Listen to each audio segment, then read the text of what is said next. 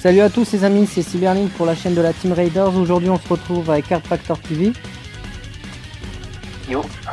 Alors il est membre de la team mais il se fait tout petit, il se fait un peu discret, donc je vais le laisser se présenter vite fait et après on passera au sujet simple de la vidéo.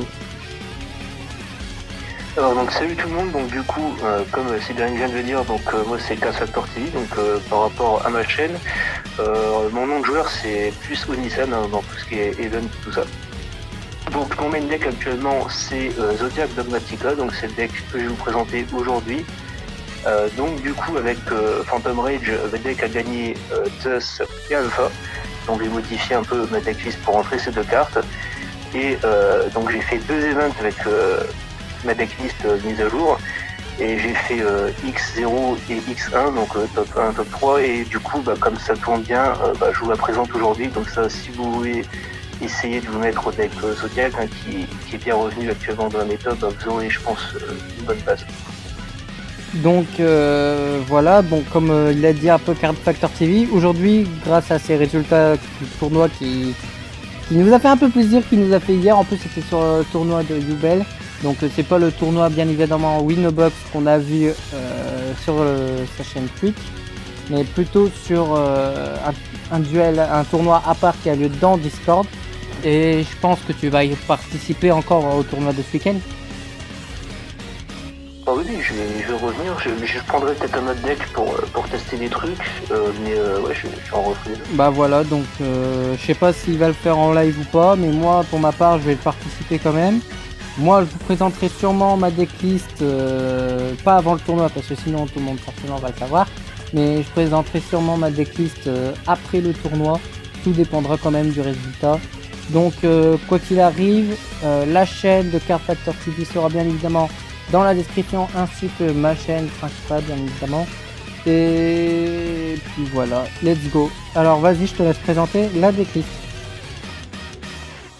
Alors donc du coup, actuellement il y a deux versions de Zodiac, donc il y a Pure et Dogma qui tournent bien. Donc moi c'est une version Dogma.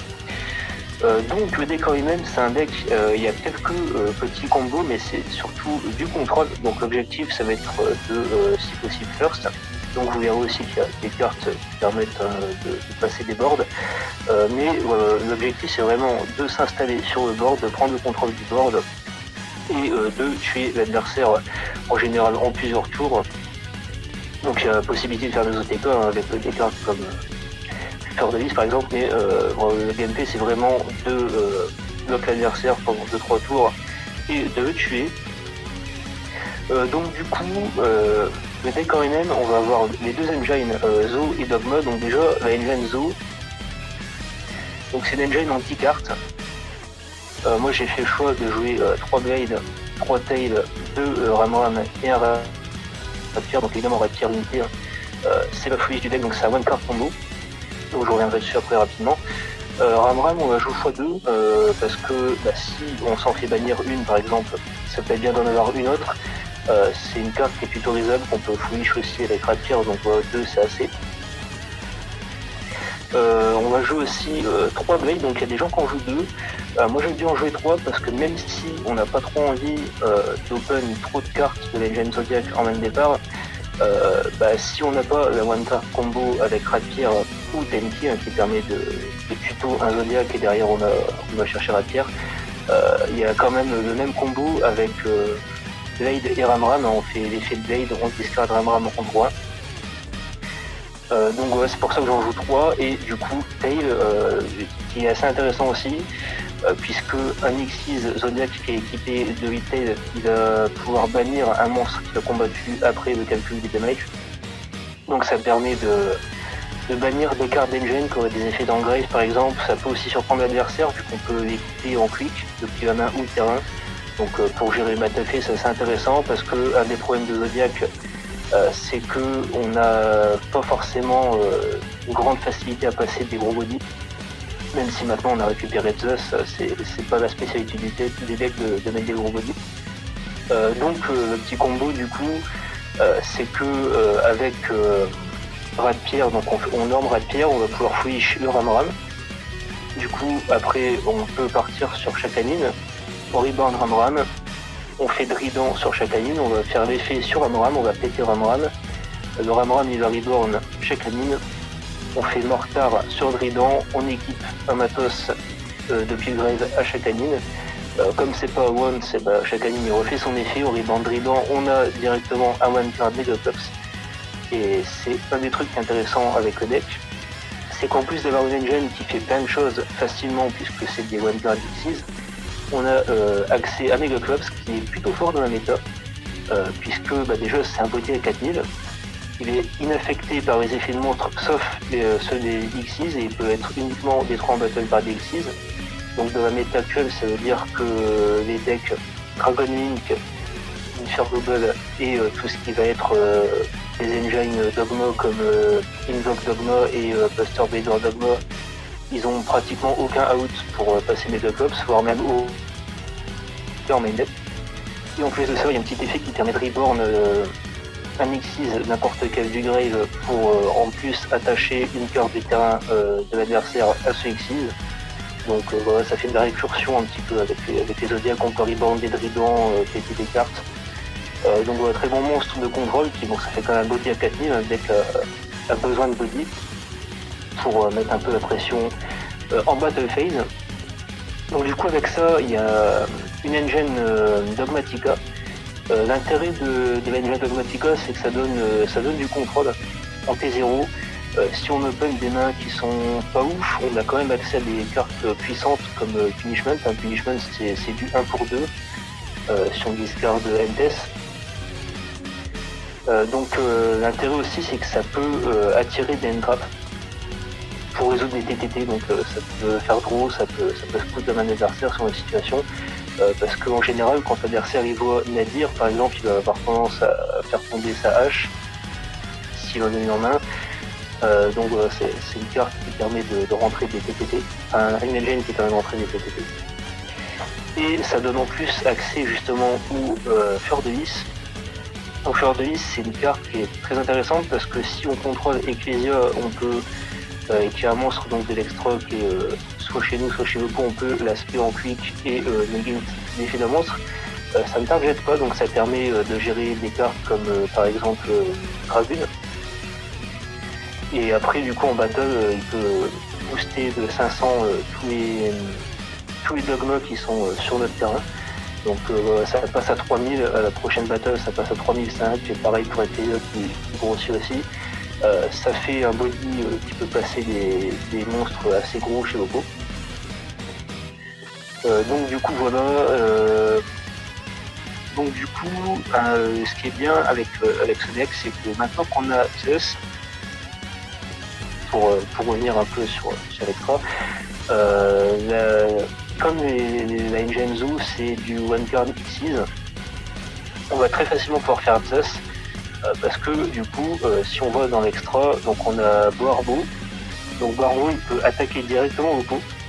Et même s'il n'a pas de matos Zodiac qui lui donne de l'attaque, que c'est juste une attaque à 0, l'oppo prend pas de dégâts. Et comme on a battle, et qu'on peut attaquer directement, donc même si l'oppo a un gros board avec des gros body, on passe au-dessus, on peut directement faire Zeus. Et Zeus, il va raser tout le board, quoi. Ça c'est très intéressant pour gérer les decks un peu mid-range qui ont du backroom. Sans cibler, sans détruire. Dogma par exemple. Sans cibler, sans détruire, c'est ça qui est fort. C'est ça envoie, et c'est pas once per turn, hein. Il y a des gens qui l'oublient parfois, mais c'est pas une fois par tour. L'effet qu'une fois par tour, c'est que si on a une carte qui est détruite, on peut équiper un matos à Zeus, mais l'effet d'envoyer au cimetière, c'est pas une fois par tour. Et comme on peut mettre les Xyz, qu'on peut invoquer les Xyz en chaîne, enfin, les unes au-dessus des autres, ça permet d'avoir Zeus qui peut faire son effet au moins 2 fois. Donc ça c'est super cool pour reprendre le contrôle du board, pour gérer les backrows et pour empêcher l'adversaire de green tout simplement. Et ça reste un body à 3000, parce que le deck, comme j'ai dit tout à l'heure, c'est un deck qui a tendance à avoir un peu de mal à passer les gros body, et du coup ça fait un monstre à 3000, donc c'est toujours très intéressant. Du coup, pour aller avec ça, donc il va y avoir un package d'entrap, parce que le deck, c'est pas le meilleur deck du monde pour passer les boards déjà établis. Donc du coup, on va pouvoir jouer 11 entraps. c'est aussi un des intérêts du deck, hein, c'est qu'on a des engines qui prennent relativement peu de place. Donc même si on a 2 engines, on peut jouer un certain nombre d'entraps. Donc ici, on va avoir déjà Nibiru. Donc Nibiru, quand on fait des combos, ça met énormément de pression. Surtout que nous, en plus, avec Megaclops, on peut voler une carte de l'adversaire, reborn Trident, péter le jeton directement. Donc même si on a des tokens qui ont des gros bodies, c'est pas trop un problème. Ça permet de mettre beaucoup de pression à tout ce qui va être Dragon Link, ce genre de choses. Derrière, avec nos Nadir qui vont foolish, des NTS, les Zeus, ce genre de choses, ça va faciliter beaucoup la tâche au deck. Comme ça, après, l'adversaire va avoir beaucoup de mal à nous rattraper au grind. Après, du coup, on va avoir Vaver et Imperm. Donc, Vaver, c'est une carte qui est un peu moins bonne qu'Imperm parce que c'est activable uniquement pendant le tour d'adversaire. Ça peut aussi trigger des TTT si l'adversaire a TTT dans sa main. Mais ça reste une bonne carte dans la globalité parce que ça négate un effet de monstre. Donc ça va avec les Imperm. Ça permet de toucher des cartes d'engine qui seraient tuto, tout ce qui est Ecclesia, ce genre de choses. Donc Imperm, du coup, c'est un peu le même rôle, mais en mieux. S'il y avait déjà 7, on peut potentiellement mettre la pression sur des cartes de Bacro qui sont 7. C'est aussi une des meilleures réponses à Numéron, même si le deck actuellement il est plus trop présent, ça reste une grosse réponse à Utopic Zexal. Parce que nous, du coup, on ne joue pas le package Psyframe. Et H-Blossom en dernier, donc H-Blossom, il y a une double utilité, même si c'est pas la meilleure entrap actuellement dans le format, c'est une carte qui est très forte contre les decks puants, donc tout ce qui va être un peu de contrôle, en sachant que Zodiac, sa faiblesse, c'est les decks Bacro, donc ça permet de ralentir ces decks-là en touchant des cartes d'engine. Et c'est relativement fort contre Dino aussi, Dino qui peut être assez chiant, parce que même si le deck va galérer contre Megaclops, il y a des cartes comme par exemple Nicée, ça paralyse tout le backroom puisqu'on peut plus affecter les dinosaures.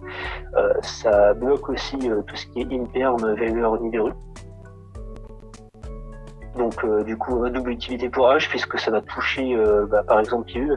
Il n'y aura pas le Tyranno. Le Tyranno il peut empêcher les Xyz de sortir. Et en dernier, on va voir TTT. Donc oui, TTT, c'est assez particulier, c'est une carte assez particulière dans la méta, hein, ça rentre pas dans tous les decks. Il n'y a pas énormément de decks qui peuvent vraiment tirer le maximum du potentiel de cette carte.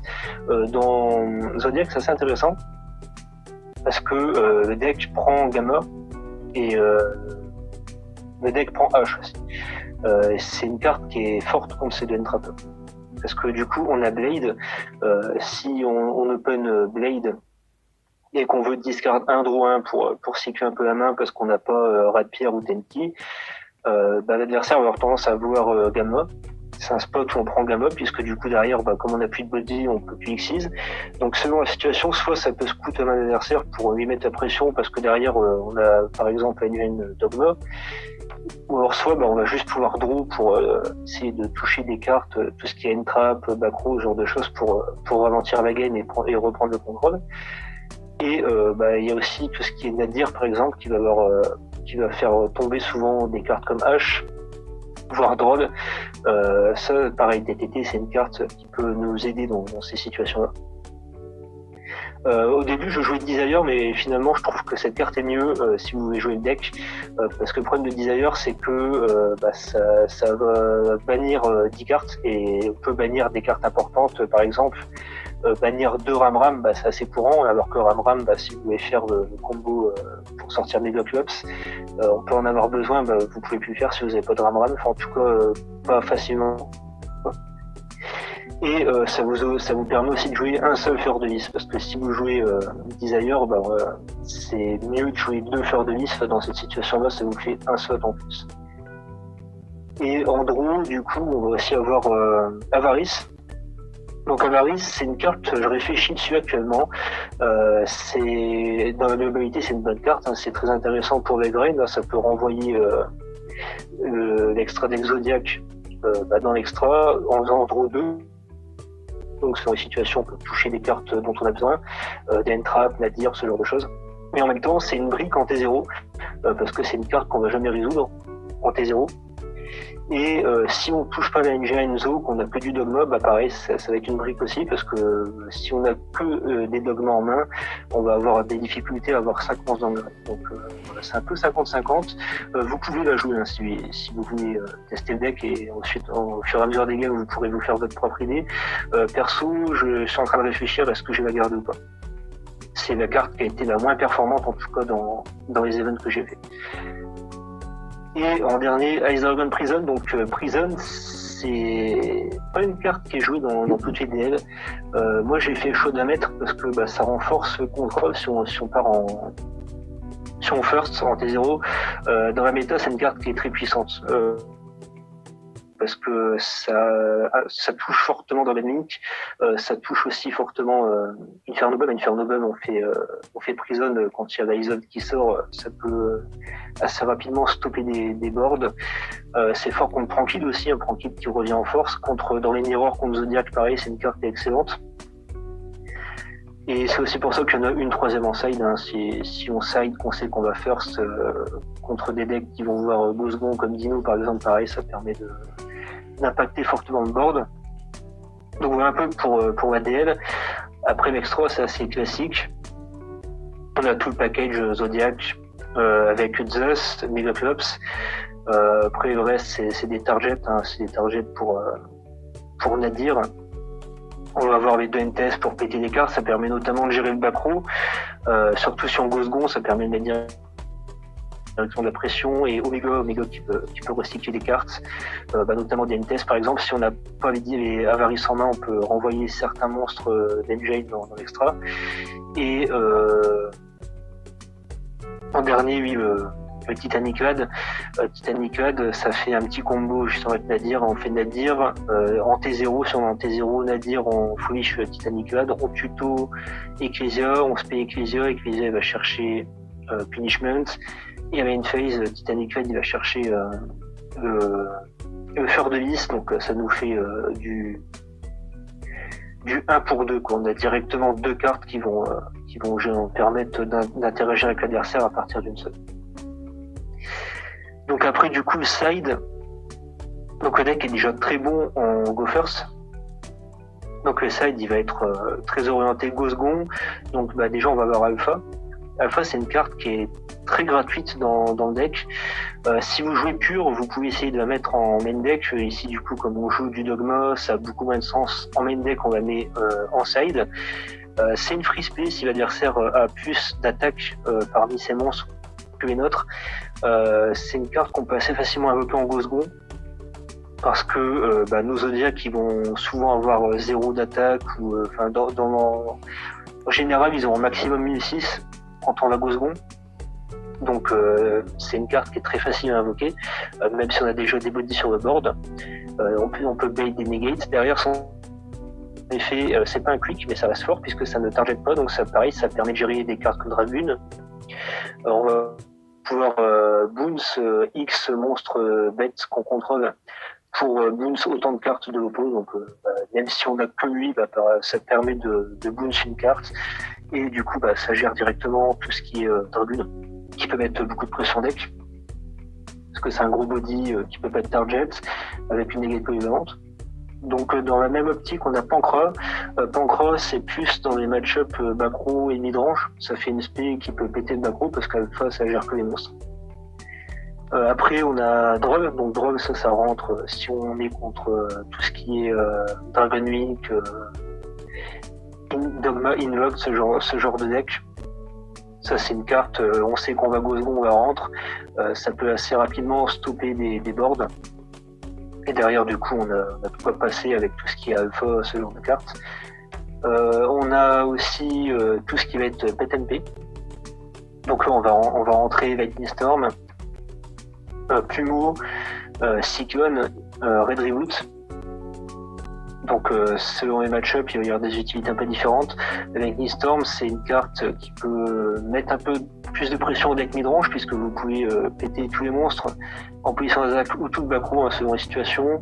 Globalement, c'est une carte qui va être très bonne contre les decks backrow, ça va forcer des negates. Donc pareil pour Pumo, hein, sauf que là c'est exclusif au backrow. Cyclone, c'est une carte un peu plus spécifique, vu que ça gère qu'un backrow, mais ça bannit, donc ça va être fort contre tout ce qui est Elvish par exemple, puisque ça va cut directement du CA. Et contre Prankid, c'est une des meilleures cartes de side pour le deck, puisque le deck revient et le deck Prankid, c'est un deck qui va set sa magie de fusion, qui est une quick, pour spé Battle Butler au début de notre tour. Et Cyclone, c'est activable pendant la standby, donc ça permet de bannir l'aspect de fusion et ça peut permettre de passer le board tranquille assez facilement. Et du coup, voilà, un petit peu pour le side. Voilà. Donc, je me permets de présenter deux cartes que tu as oublié de présenter, c'est Tenki et Barrage. Oui, c'est vrai. Tenki, ouais, j'en avais un petit peu parlé. Donc, en gros, Tenki, vous pouvez considérer ça comme 3 monstres zodiaques de plus dans votre extra. En fait, c'est une carte qui va vous permettre de tuto n'importe quel zodiaque. Donc, ça fait comme si on joue à 4 rats de pierre, en fait. C'est ça qui est très fort avec la carte. Bon, après, ça booste les stats des zodiaques de 100 points, mais ça aura rarement un impact. C'est surtout le fait de tuto n'importe quel zodiaque, hein. Ça vous fait 4 rats de pierre, et un rat de pierre, c'est un one card de Mega Clubs. Et du coup, il barrage, vous pouvez péter une carte que vous contrôlez, donc n'importe laquelle, pour spé un zodiaque du deck. Donc oui, c'est vrai que cette carte-là, c'est importante, j'ai oublié d'en parler. Ça, c'est très intéressant en Go First, parce que vous avez, si vous avez soit Tenki, soit Rat de Pierre, plus barrage, vous avez un combo qui vous permet de faire Mega Clubs plus Drident, parce que du coup vous avez un body de plus sur votre terrain grâce au barrage. Et c'est assez intéressant aussi si vous vous faites interrompre dans votre loop par tout ce qui est gamma, par exemple H aussi, sur Blade ou sur Rat de Pierre, vous pouvez spé un autre body du deck.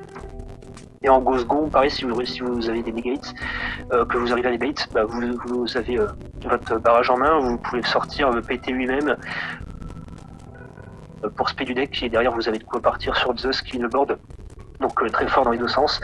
C'est pas tutorisable, mais si vous l'avez dans votre main, ça peut assez vite être game breaker, parce que du coup, si l'adversaire il va chercher le timing pour calmer tout ce qui est H, gamma, etc. Et vous avez ça dans votre main, vous pouvez directement repartir et vous avez un one card Zeus aussi si vous êtes en Go Second.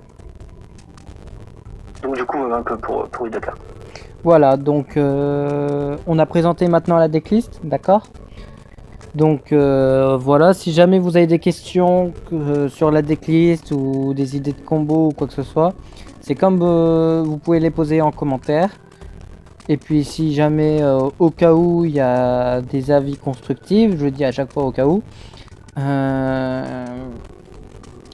n'hésitez pas aussi à le marquer en commentaire, bien évidemment. Et puis voilà, c'était tout pour aujourd'hui. Donc merci encore à toi, Clan Factor TV, de faire la vidéo pour la team avec moi. De rien, si ça peut inciter les joueurs à les zodiacs, c'est cool. C'est ça. Donc et aussi n'hésitez pas à le dire dans les commentaires, justement, on va faire un petit sondage, on va faire un petit débat là-dessus. N'hésitez pas, dites-moi dans les commentaires les gens ce que vous pensez vous du deck Zodiac, et aussi est-ce que maintenant, vu comme on l'a expliqué dans cette version là, est-ce que vous préférez tout quoi qu'il arrive jouer en pur ou avec Dogmatica, même si vous aurez eu les moyens ou non, est-ce que vous aurez préféré jouer Dogmatica Zodiac ou Zodiac pur? N'hésitez pas à faire un débat en commentaire, je suis curieux de savoir ce que ça va donner. Bon, allez, c'était Cyberlink et Card Factor TV pour la chaîne de la Team Raiders. C'était tout pour aujourd'hui. À la prochaine. Prenez soin de vous les gens. Ciao ciao.